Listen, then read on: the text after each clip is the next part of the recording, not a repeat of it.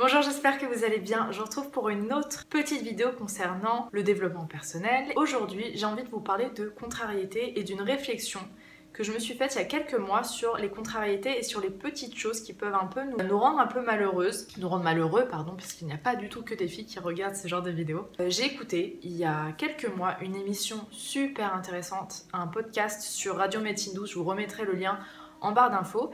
Et en fait, Nathalie Lefebvre, la journaliste, interviewait un auteur de livre qui avait fait tout un livre sur les contrariétés, comment les gérer. Et je vous remettrai pareil le lien en barre d'infos. Je n'ai plus le nom de cet auteur en tête, je suis désolée, et je n'ai plus non plus le nom du livre. Mais il avait expliqué rapidement sa vision des choses et le pourquoi du comment. Et j'avais trouvé ça tellement intéressant que j'avais envie de vous en faire une vidéo. En fait, une contrariété, quand on y pense, c'est une équation toute simple. Contrariété est égale à une attente de ma part, l'imagination que vous vous êtes fait d'un événement, d'un résultat, de quelque chose, plus la réalité qui ne correspond pas à cette attente.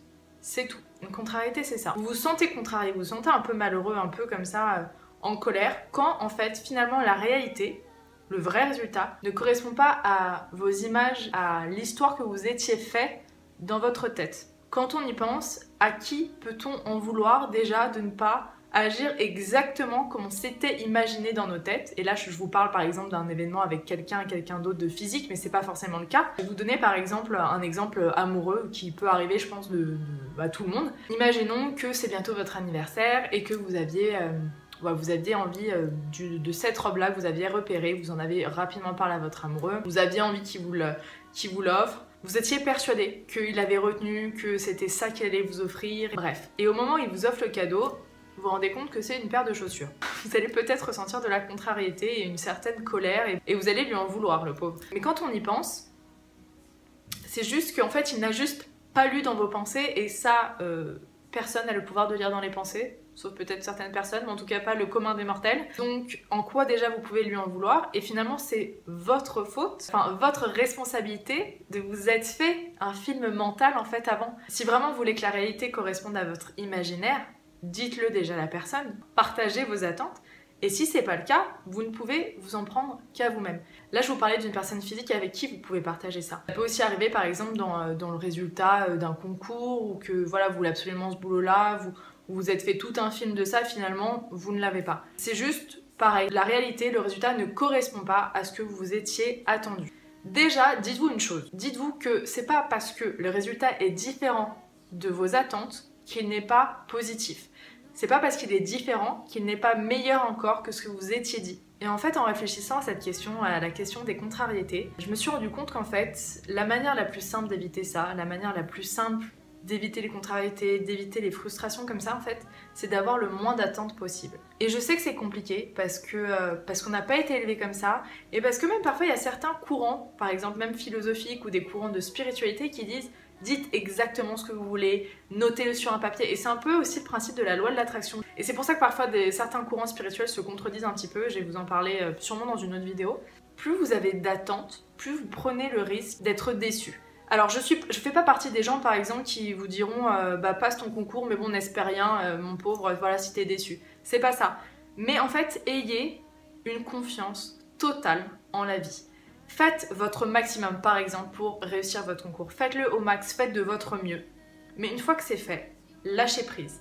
N'attendez plus. Essayez de réussir en tout cas à vous dire que si ça n'arrive pas, c'est que ça ne devait pas arriver et qu'il y a des choses encore meilleures peut-être qui vous arriveront et que c'est sûrement un mal pour un bien. Faites une totale confiance en la vie et en ce qu'elle vous propose.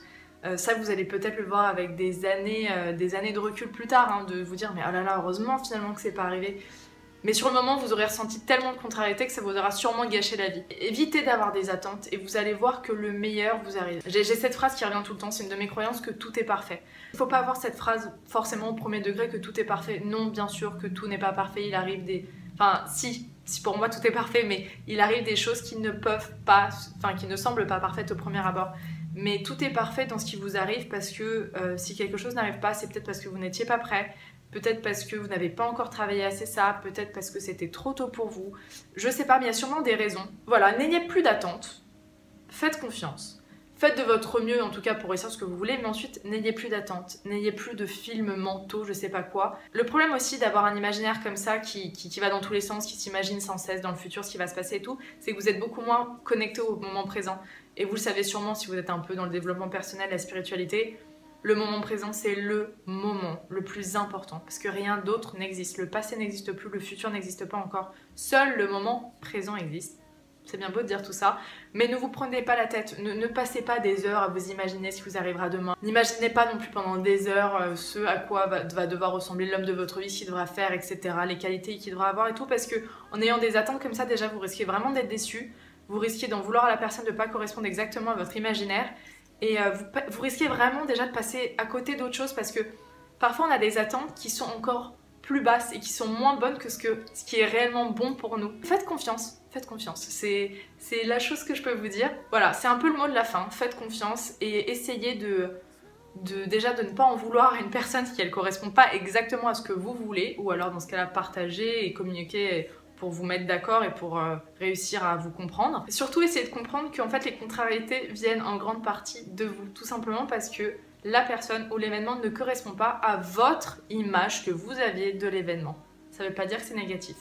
Voilà, on va s'arrêter là. J'espère que cette petite réflexion vous permettra d'y voir un peu plus clair et peut-être de réfléchir à des événements qui vous sont arrivés ou à des fois où vous êtes un peu énervé contre votre partenaire par exemple. Mais voilà, je trouvais ça assez intéressant. Finalement, le fait de ne pas avoir d'attente, ça laisse à la vie encore plus de place pour développer sa magie. Et ça, c'est assez cool. Je vous embrasse fort, j'espère que cette vidéo vous a plu. À très vite. Bye bye.